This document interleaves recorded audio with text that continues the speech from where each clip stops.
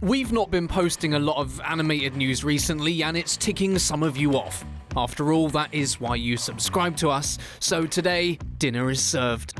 As sports teams leave their flash cribs behind to resume whatever sport it is they play, the leagues themselves have been looking for ways to maintain a level of atmosphere in light of an empty stadium at the hands of the pandemic. And leagues like the Korea Baseball Championship have found success with the help of cardboard cutouts, plonking them in seats and giving those watching from home the impression that all's right with the world. However, one football club, I'm not saying soccer, has, been accused of using sex dolls instead.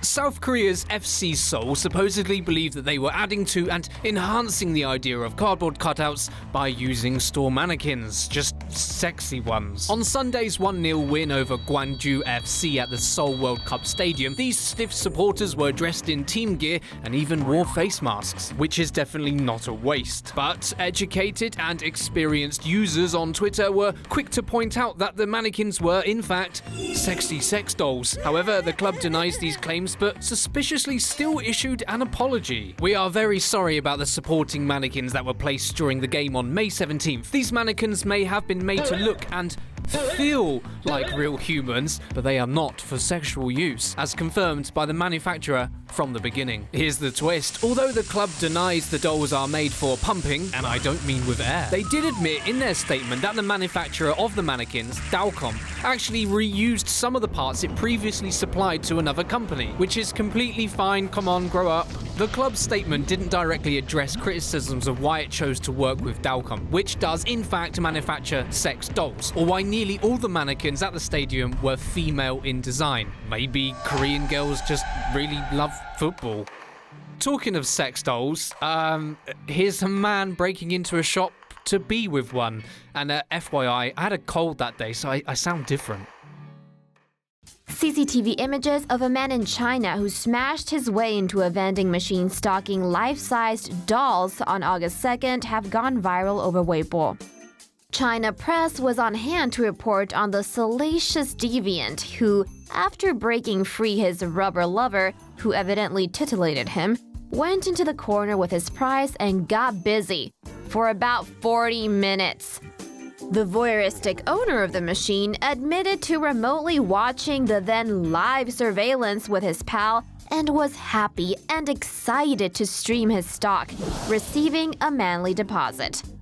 That was until he checked the transaction history and realized that leather trousers here hadn't paid. Furious at what the report calls muscle man for not processing the right kind of transaction, the peeping vendor drove to the mucky exhibit with police in tow, which is how we got this immensely delightful image. Would putting him in prison be that much of a punishment?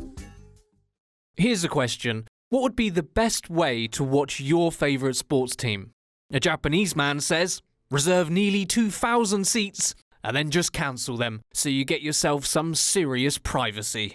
Kiyoshi Shibamura, a 41-year-old fan of the Oryx Buffaloes baseball club from the Japanese city of Osaka, came up with an ingenious yet costly plan to watch his favorite team compete against the SoftBank Hawks on the 28th and 29th of September last year. The allure of spectating his boys in privacy prompted the devotee to create 1,873 fake names and then reserve a seat for each fabricated person. He then cancelled all but his own reservation right before the end of the reservation period, making sure that no one else managed to sit anywhere near him. Heard of the Oryx Buffaloes? Probably not, as it has one of the smallest fan bases in Japan, so having 1,873 empty seats is probably not a big deal, right? Wrong. You see, this was no ordinary game. This was one of the last games of the season, and the SoftBank Hawks would go on to win last year's national title, so the stakes were pretty damn high, and so were the ticket prices. The ingenious reservation stunt cost the team 10.86 million yen, which is about $105,000, a considerable sum for such a small team. Unsurprisingly, an internal investigation was launched, and it wasn't that hard to discover the culprit, considering he was the only person sat in the empty patch of 1,873 chairs. That, and he didn't deny it. I wanted to watch the game comfortably with no people around. I wanted to stand out on TV. It's unclear whether Shibamura is facing only a fine or actual jail time, but considering he likes isolation, a cell might not be the best punishment.